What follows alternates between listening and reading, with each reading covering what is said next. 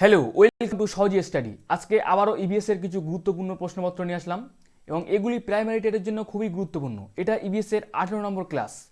এর আগে 17টি ক্লাস হয়ে গিয়েছে। সেই ক্লাসগুলি যারা দেখোনি তারা অবশ্যই আমাদের চ্যানেলে প্লে লিস্ট করা আছে, তোমরা সেই ক্লাসগুলি দেখে নিও এবং আজকের ক্লাসটা তোমরা সবাই কন্টিনিউ করতে থাকো।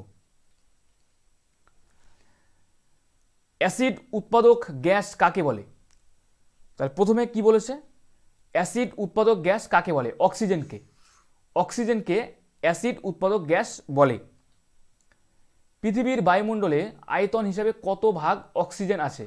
তাহলে পৃথিবীর বায়ুমণ্ডলে আয়তন হিসাবে কত ভাগ অক্সিজেন আছে শতকরা, তাহলে কত? সেটা হচ্ছে 20.6। শতকরা কত? 20.6। পৃথিবীর বায়ুমণ্ডলে আয়তন হিসাবে অক্সিজেনের পরিমাণ হচ্ছে 20.6। পরীক্ষাগারে অক্সিজেন প্রস্তুতিতে কি কি রাসায়নিক দ্রব্য লাগে? তাহলে পরীক্ষাগারে অক্সিজেন প্রস্তুতিতে কি কি রাসায়নিক দ্রব্য লাগে সেটি হচ্ছে পটাশিয়াম ক্লোরেট ও ম্যাঙ্গানিজ ডাইঅক্সাইড। তাহলে পরীক্ষাগারে অক্সিজেন প্রস্তুতিতে কি কি রাসায়নিক দ্রব্য লাগে? পটাশিয়াম ক্লোরেট ও ম্যাঙ্গানিজ ডাইঅক্সাইড। বায়ুতে কার্বনের দহনে কি উৎপন্ন হয়? বায়ুতে কার্বনের দহনে কার্বন ডাই অক্সাইড উৎপন্ন হয়। তাহলে বায়ুতে কার্বনের দহনে কি উৎপন্ন হয়? Carbon die oxide. তাহলে অ্যাসিড উৎপাদক গ্যাস কাকে বলে? অক্সিজেনকে। অক্সিজেনকে অ্যাসিড উৎপাদক গ্যাস বলে এবং পৃথিবীর বায়ুমণ্ডলে আয়তন হিসাবে অক্সিজেনের পরিমাণ প্রায় শতকরা 20.6 ভাগ। এবং পরীক্ষাগারে অক্সিজেন প্রস্তুতিতে পটাশিয়াম ক্লোরেট ও ম্যাঙ্গানিজ ডাইঅক্সাইড রাসায়নিক দ্রব্য লাগে এবং বায়ুতে কার্বনের দহনে কার্বন ডাইঅক্সাইড উৎপন্ন হয়। নেক্সট, অক্সিজেন গ্যাসের মধ্যে গন্ধক বা সালফার পোড়ালে কি উৎপন্ন হয়? যে অক্সিজেন গ্যাসের মধ্যে গন্ধক বা সালফার পোড়ালে কি উৎপন্ন হয় সেটির নাম হচ্ছে সালফার ডাইঅক্সাইড। তাহলে অক্সিজেন গ্যাসের মধ্যে গন্ধক বা সালফার পোড়ালে কি উৎপন্ন হয়? Sulphur die oxide. অক্সিজেন পূর্ণ গ্যাস জারে জ্বলন্ত ফসফরাস প্রবেশ করালে কি উৎপন্ন হয়? অক্সিজেন পূর্ণ গ্যাস জারে জ্বলন্ত ফসফরাস প্রবেশ করালে কি উৎপন্ন হয়? সেটি হচ্ছে ফসফরাস পেন্টক্সাইড। তাহলে কি উৎপন্ন হয়? সেটি হচ্ছে ফসফরাস পেন্টক্সাইড। অক্সিজেনের উপস্থিতিতে ম্যাগনেসিয়ামের দহনে কি উৎপন্ন হয়? বলি অক্সিজেনের উপস্থিতিতে ম্যাগনেসিয়ামের দহনে কি উৎপন্ন হয়? সেটি হচ্ছে ম্যাগনেসিয়াম অক্সাইড। তাহলে কি উৎপন্ন হয়? Magnesium oxide. তাহলে অক্সিজেন গ্যাসের মধ্যে গন্ধক বা সালফার পোড়ালে কি উৎপন্ন হচ্ছে? সেটি হচ্ছে সালফার ডাইঅক্সাইড। এবং অক্সিজেন পূর্ণ গ্যাস জারে জ্বলন্ত ফসফরাস প্রবেশ করলে কি উৎপন্ন হয়? সেটি হচ্ছে ফসফরাস পেন্টক্সাইড। এবং অক্সিজেনের উপস্থিতিতে ম্যাগনেসিয়াম দহনে কি উৎপন্ন হচ্ছে? সেটি হচ্ছে ম্যাগনেসিয়াম অক্সাইড। কার্বনের অসম্পূর্ণ দহনে কি উৎপন্ন হয়? বলছে কার্বনের অসম্পূর্ণ দহনে কি উৎপন্ন হয়? Carbon monoxide. তাহলে কার্বনের অসম্পূর্ণ দহনে তাহলে কি উৎপন্ন হচ্ছে? সেটি হচ্ছে কার্বন মনোক্সাইড। ক্যালসিয়াম অক্সাইড কি ধরনের অক্সাইড? বলছে ক্যালসিয়াম অক্সাইড কি ধরনের অক্সাইড? সেটি হচ্ছে ক্ষারকীয় অক্সাইড। ক্যালসিয়াম অক্সাইড একটি ক্ষারকীয় অক্সাইড। জিঙ্ক অক্সাইড সোডিয়াম হাইড্রোক্সাইডের সঙ্গে বিক্রিয়ায় কি ধরনের কি উৎপন্ন করে? বলছে জিঙ্ক অক্সাইড ও সোডিয়াম হাইড্রোক্সাইডের সঙ্গে বিক্রিয়ায় কি উৎপন্ন হয় সেগুলি কি? সেটি হচ্ছে সোডিয়াম জিঙ্কেট ও হাইড্রোজেন। তাহলে কি উৎপন্ন হচ্ছে? সোডিয়াম জিঙ্কেট ও হাইড্রোজেন। সোডিয়াম পারঅক্সাইডের জল দিলে কোন গ্যাস পাওয়া যায়? তাহলে সোডিয়াম পারঅক্সাইডের জল দিলে কোন গ্যাস পাওয়া যায়? অক্সিজেন গ্যাস পাওয়া যায়। তাহলে কোন গ্যাস পাওয়া যায় সোডিয়াম পারঅক্সাইডের জল দিলে? সেটি হচ্ছে অক্সিজেন গ্যাস। উদ্ভিজ্জ তেল থেকে বনস্পতি জাতীয় ফ্যাট প্রস্তুতিতে কোন গ্যাস ব্যবহার করা হয়? যে উদ্ভিজ্জ তেল থেকে বনস্পতি জাতীয় ফ্যাট প্রস্তুতিতে কোন গ্যাস ব্যবহার করা হয় সেটির নাম কি? সেটি হচ্ছে হাইড্রোজেন গ্যাস। তাহলে গ্যাসটির নাম কি? গ্যাসটির নাম হচ্ছে হাইড্রোজেন গ্যাস। সবচেয়ে হালকা গ্যাসটির নাম কি? সবচেয়ে হালকা গ্যাসটি হলো হাইড্রোজেন। তাহলে সবচেয়ে হালকা গ্যাসটির নাম কি? সেটি হচ্ছে হাইড্রোজেন। হাইড্রোজেনের চেয়ে বায়ু কত গুণ ভারী? তাহলে হাইড্রোজেনের চেয়ে বায়ু কত গুণ ভারী? প্রায় 14.4 গুণ ভারী। তাহলে হাইড্রোজেনের চেয়ে বায়ু কত গুণ ভারী? 14.4 গুণ ভারী। নাইট্রোজেনের সঙ্গে হাইড্রোজেনের বিক্রিয়ায় কি উৎপন্ন হয়? তাহলে নাইট্রোজেনের সঙ্গে হাইড্রোজেনের বিক্রিয়ায় তাহলে কি উৎপন্ন হয়? অ্যামোনিয়া। নাইট্রোজেনের সঙ্গে হাইড্রোজেনের বিক্রিয়ায় অ্যামোনিয়া উৎপন্ন হয়। তাহলে উদ্ভিজ্জ তেল থেকে বনস্পতি ও জাতীয় ফ্যাট প্রস্তুতিতে কোন গ্যাস ব্যবহার করা হয়? সেটা হচ্ছে হাইড্রোজেন গ্যাস, এবং সবচেয়ে হালকা গ্যাসটির নাম হচ্ছে হাইড্রোজেন। এবং হাইড্রোজেনের চেয়ে বায়ু কত গুণ ভারী? সেটা হচ্ছে প্রায় 14.4 গুণ ভারী। নাইট্রোজেনের সঙ্গে হাইড্রোজেনের বিক্রিয়ায় কি উৎপন্ন হচ্ছে তাহলে? সেটি হচ্ছে অ্যামোনিয়া। তাহলে হাইড্রোজেনের সঙ্গে নাইট্রোজেন বিক্রিয়ায় কি উৎপন্ন হয়? অ্যামোনিয়া উৎপন্ন হয়। জৈব গ্যাসের একটি উদাহরণ কি? জৈব গ্যাসের উদাহরণ হচ্ছে মিথেন। তাহলে জৈব গ্যাসের উদাহরণ কি? জৈব গ্যাসের উদাহরণ হচ্ছে মিথেন। ম্যালেরিয়া রোগের জীবাণুর নাম কি? তাহলে ম্যালেরিয়া রোগের জীবাণুর নাম কি? প্লাজমোডিয়াম ভাইভাক্স। তাহলে ম্যালেরিয়া রোগের জীবাণুর নাম কি? প্লাজমোডিয়াম ভাইভাক্স। কলেরা রোগের জন্য দায়ী জীবাণুটির নাম কি? কলেরা রোগের জন্য দায়ী জীবাণুটির নাম হচ্ছে ভিব্রিও কলেরি। তাহলে কলেরা রোগের জন্য দায়ী জীবাণুটির নাম কি? Vibrio colliery. জীবদেহের গঠনগত ও কার্যগত ক্ষুদ্রতম একক কি? ওই যে জীবদেহের গঠনগত ও কার্যগত ক্ষুদ্রতম একক হচ্ছে কোষ। তাহলে জীবদেহের গঠনগত ও কার্যগত ক্ষুদ্রতম একক কি? সেটি হচ্ছে কোষ। তাই জৈব গ্যাসের উদাহরণ কি? জৈব গ্যাসের একটি উদাহরণ হচ্ছে মিথেন। এবং ম্যালেরিয়া রোগের জীবাণুর নাম কি? সেটি হচ্ছে প্লাজমোডিয়াম ভাইভাক্স। কলেরা রোগের জন্য দায়ী জীবাণুটির নাম হচ্ছে ভিব্রিও কলেরি। এবং জীবদেহের গঠনগত ও কার্যগত ক্ষুদ্রতম একক হচ্ছে কোষ। খাদ্য হজম করার জন্য কোন অঙ্গ প্রয়োজন? বলছে খাদ্য হজম করার জন্য কোন অঙ্গ প্রয়োজন? সেটি কি? সেটি হচ্ছে পাকস্থলী ও ক্ষুদ্রান্ত। তাহলে সেগুলি কি? সেগুলি হচ্ছে পাকস্থলী ও ক্ষুদ্রান্ত। তাহলে খাদ্য হজম করার জন্য পাকস্থলী ও ক্ষুদ্রান্ত প্রয়োজন।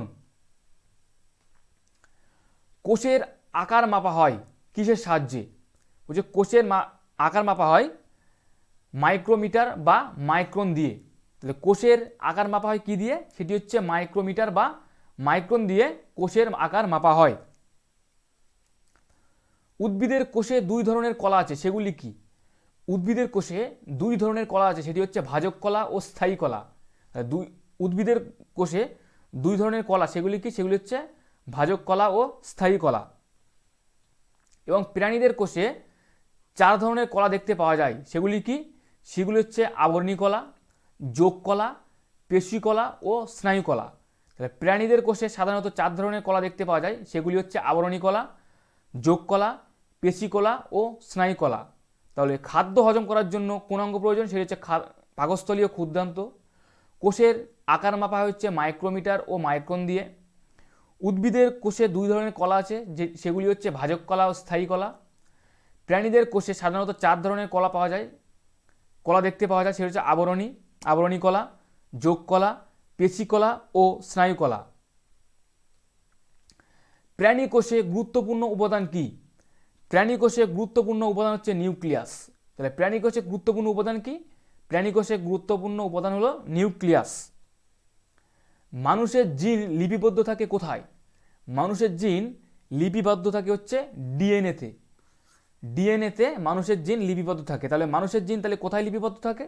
মানুষের জিন লিপিবদ্ধ থাকে হচ্ছে ডিএনএতে।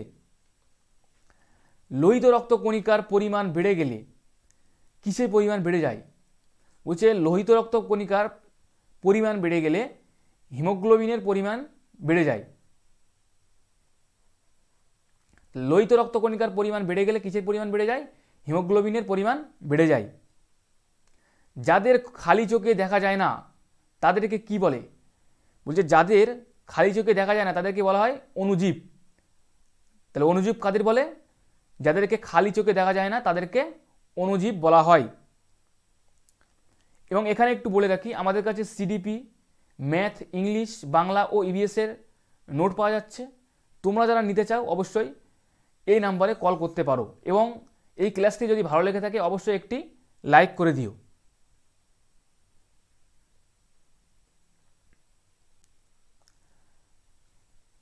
কম অক্সিজেন ঘনত্বেও বেঁচে থাকতে পারে সেগুলি কি? বুঝে কম অক্সিজেন ঘনত্বেও বেঁচে থাকতে পারে সেগুলি ইস্ট ও টিটেনাস রোগ সৃষ্টিকারী অণুজীবেরা। তাহলে কম অক্সিজেন ঘনত্বে বেঁচে থাকতে পারে সেগুলি কারা?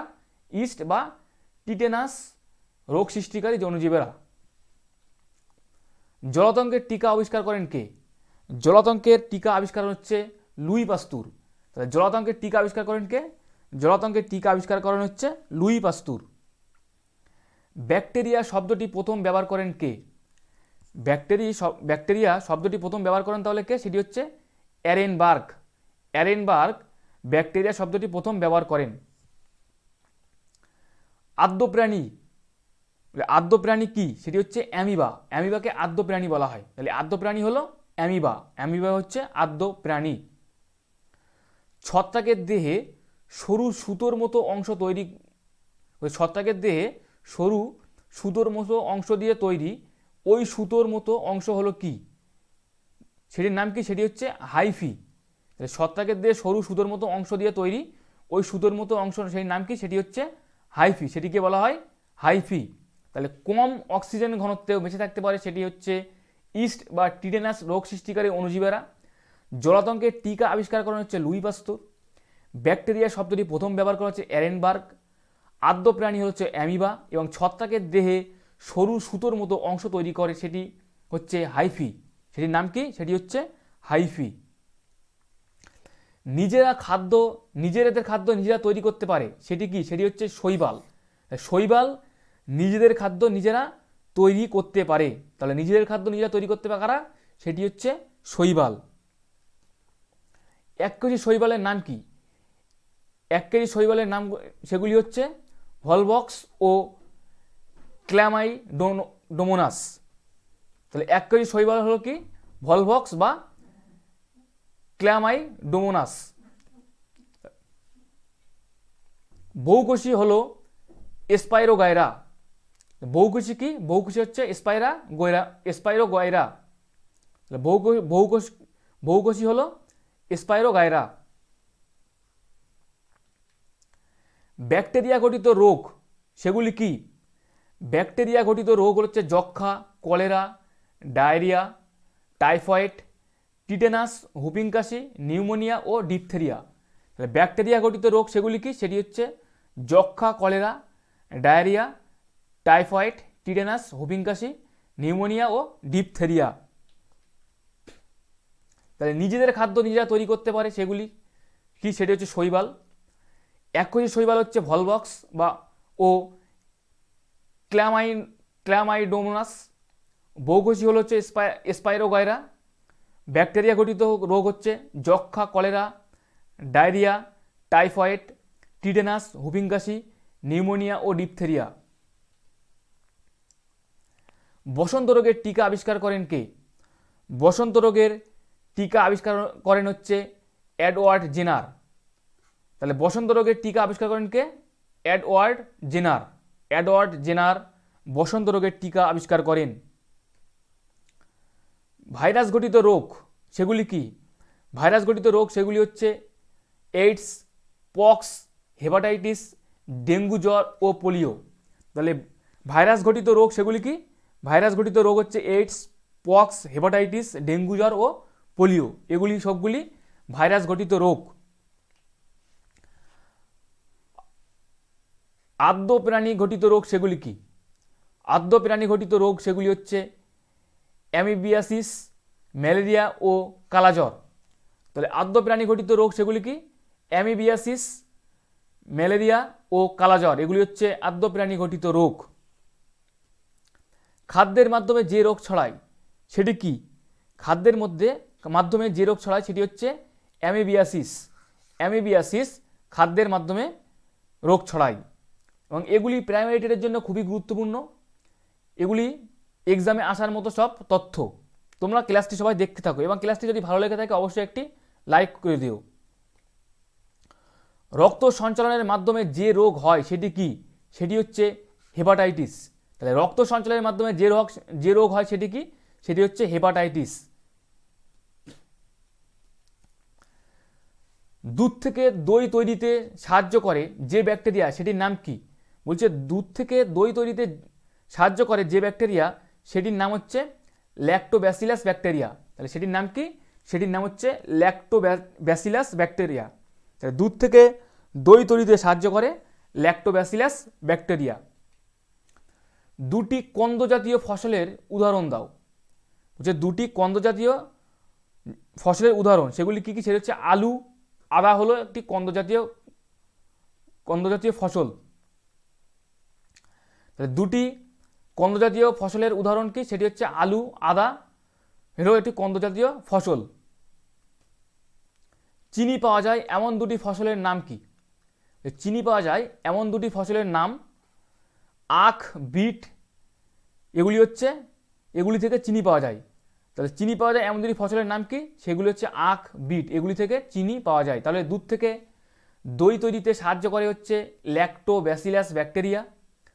দুটি কন্দ জাতীয় ফসলের উদাহরণ হচ্ছে সেটা আলু ও আদা, এবং চিনি থেকে পাওয়া যায় এমন দুটি ফসল হলো আখ ও বিট, এগুলি থেকে সাধারণত চিনি পাওয়া যায়। দুটি আলংকারিক উদ্ভিদের নাম কি? বলছে দুটি আলংকারিক উদ্ভিদের নাম হচ্ছে সেটি ক্যাকটাস ও ভোগেনভেলিয়া। দুটি আলংকারিক উদ্ভিদের নাম কি? সেগুলি হচ্ছে ক্যাকটাস ও ভোগেনভেলিয়া। ক্যাকটাস ও ভোগেনভেলিয়া হচ্ছে দুটি আলংকারিক উদ্ভিদের নাম। খারিফ ফসল কখন চাষ হয়? খারিফ ফসল কখন চাষ হয়? সাধারণত বর্ষার শুরুতে, জুন জুলাই মাসে খারিফ ফসল চাষ হয়। এবং খারিফ ফসলগুলি কি কি? সেগুলো হচ্ছে ধান, ভুট্টা, তুলো, চিনেবাদাম হলো একটি খারিফ ফসল। তাহলে খারিফ ফসল চাষ হয় কখন? খারিফ ফসল সাধারণত বর্ষার শুরুতে চাষ করা হয়, এবং সেটি হচ্ছে জুন জুলাই মাসে। এবং খারিফ ফসলগুলি কি কি? সেগুলো হচ্ছে ধান, ভুট্টা, তুলো, চিনেবাদাম হলো খারিফ ফসল। রবি ফসল কখন তোলা হয় বা কখন চাষ করা হয়? সেটি হচ্ছে মার্চ, এপ্রিল মাসে। রবি ফসলগুলো কি কি? গম, মুসুর ডাল, যব, পেঁয়াজ, মটরশুঁটি ইত্যাদি। তাহলে রবি ফসল কখন তোলা হয়? মার্চ এপ্রিল মাসে। এবং রবি ফসলগুলো কি কি? সেগুলো হচ্ছে গম, মুসুর ডাল, যব, পেঁয়াজ, মটরশুঁটি ইত্যাদি। দুটি আলংকারিক উদ্ভিদের নাম ছিল ক্যাকটাস, ভোগেনভেলিয়া। খারিফ ফসল হলো কখন চাষ করা হয়? সেটি হচ্ছে সাধারণত বর্ষার শুরুতে, জুন জুলাই মাসে। সেগুলি কী কী? সেগুলি হচ্ছে ধান, ভুট্টা, তুলো, চিনেবাদাম হলো খারিফ ফসল। রবি ফসল কখন তোলা হয়? মার্চ এপ্রিল মাসে। এবং গম, মুসুর ডাল, যব, পেঁয়াজ, মটরশুঁটি এগুলি সবই রবি ফসলের উদাহরণ। মাটিতে অত্যাধিক অ্যামোনিয়াম সালফেট ব্যবহার করলে কি ক্ষতি হয়? বলছে মাটিতে অত্যাধিক অ্যামোনিয়াম সালফেট ব্যবহার করলে কি ক্ষতি হয়? মাটির আম্লিক ভাগ বেড়ে যায়। তাহলে মাটিতে অত্যাধিক অ্যামোনিয়াম সালফেট ব্যবহার করলে কি ক্ষতি হয়? মাটিতে আম্লিক ভাব বেড়ে যায়। সোডিয়াম নাইট্রেট ব্যবহারে মাটির কি ক্ষতি হয়? সোডিয়াম নাইট্রেট ব্যবহারে মাটির কি ক্ষতি হয়? মাটির ক্ষারকীয়তা বেড়ে যেতে পারে। তাহলে সোডিয়াম নাইট্রেট ব্যবহারে কি ক্ষতি হয়? মাটির ক্ষারকীয়তা বেড়ে যেতে পারে। কোন ছত্রাকের ফলে গমের মরিচা রোগ হয়? বলছে কোন ছত্রাকের ফলে গমের মরিচা রোগ হয়?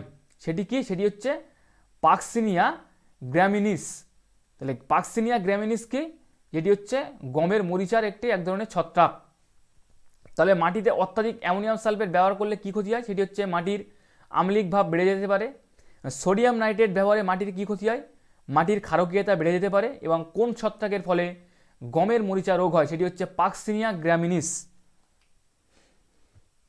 ইঁদুর জাতীয় প্রাণীদের দমনে সাহায্যকারী দুটি রাসায়নিকের নাম কি?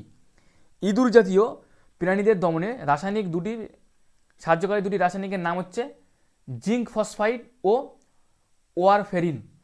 ইঁদুর জাতীয় প্রাণীদের দমনে সাহায্যকারী দুটি রাসায়নিকের নাম জিঙ্ক ফসফাইড ও ওয়ারফেরিন। বৃক্ক বা কিডনির উপর ত্রিভুজের মতো একজোড়া গ্রন্থি দেখা যায়, তার নাম কি?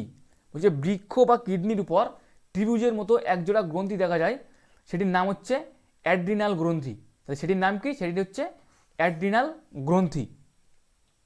সূচের মতো পাতাযুক্ত গাছের বন হলো পাইন ও ওক। তাহলে সূচের মতো পাতাযুক্ত গাছের বন, সেটির নাম কি? সেটি হচ্ছে পাইন বা ওক। এবং শ্বাসমূলযুক্ত গাছের বাদাবনকে কি বলে? শ্বাসমূলযুক্ত গাছের বাদাবনকে বলা হয় গরান, গিয়া ও বাইন। তাহলে শ্বাসমূলযুক্ত গাছের বাদাবনকে কি বলা হয়? গরান, গিয়া ও বাইন। আমাজনের বর্ষা বনে বৃষ্টির প্রথম ফোঁটা মাটিতে আসতে কত সময় লাগে? বলছে আমাজনের বর্ষা বনে বৃষ্টির প্রথম ফোঁটা মাটিতে আসতে সময় কতক্ষণ লাগে? সেটি সময় লাগে হচ্ছে 10 মিনিট। তাহলে কতক্ষণ সময় লাগে? সেটি হচ্ছে 10 মিনিট। পশ্চিমবঙ্গের প্রধান দুটি বনভূমি কি কি?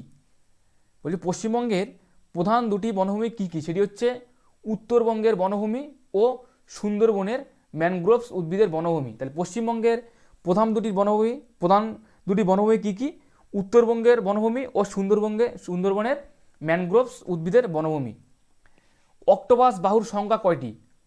বলছে অক্টোপাস বাহুর সংখ্যা কটি? সেটি হচ্ছে 8টি। তাহলে অক্টোপাস বাহুর সংখ্যা কটি? বাহুর সংখ্যা কটি অক্টোপাসের বাহুর সংখ্যা হচ্ছে 8টি। তারা মাছের প্রিয় খাবার কি? তারা মাছের প্রিয় খাবার হচ্ছে ঝিনুক। তাহলে তারা মাছের প্রিয় খাবার কি? তারা মাছের প্রিয় খাবার হচ্ছে ঝিনুক। স্কুইড কোথায় বাস করে? বলছে স্কুইড কোথায় বাস করে? আটলান্টিক সমুদ্রের গভীরে। তাহলে স্কুইড কোথায় বাস করে? আটলান্টিক সমুদ্রের গভীরে। তাহলে আমাজনের বনে বৃষ্টির প্রথম ফোঁটা মাটিতে আসতে সময় কতক্ষণ লাগে? 10 মিনিট। পশ্চিমবঙ্গের প্রধান দুটি বনভূমি, সেগুলি হচ্ছে উত্তরবঙ্গের বনভূমি ও সুন্দরবনের ম্যানগ্রোভস উদ্ভিদের বনভূমি। অক্টোপাসের বাহুর সংখ্যা হচ্ছে 8টি। তারা মাছের প্রিয় খাবার হচ্ছে ঝিনুক। ও স্কুইড কোথায় বাস করে? আটলান্টিক সমুদ্রের গভীরে। এই ছিল আমাদের ইবিএসের কিছু গুরুত্বপূর্ণ তথ্য। ক্লাসটি কেমন হলো অবশ্যই তোমরা কমেন্ট করে জানাবে, এবং ক্লাসটি যদি ভালো লেগে থাকে অবশ্যই একটি লাইক করে দেবে। এবং এখানেই আমরা ক্লাসটি শেষ করব।